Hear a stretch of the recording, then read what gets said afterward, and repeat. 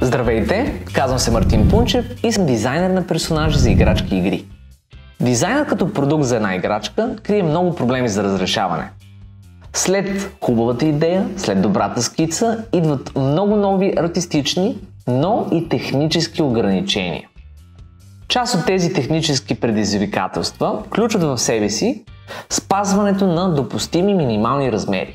Само така можем да бъдем сигурни, че крайната играчка, всеки един детайл от нея ще се появи в 3D печата, но и в крайния отлят продукт. Друго нещо е разрязването на части, за да може нашата играчка да бъде произведена в голям или малък тираж.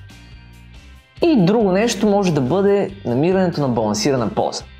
Артистично предизвикателство, за да бъде тя интересна, за да бъде тя динамична, изразителна, но и техническо, за да може дори без наличието на постамент да не пада. Тези фактори, но и много други, влияят на решенията, които взимаме като дизайнери и съответно на крайния продукт.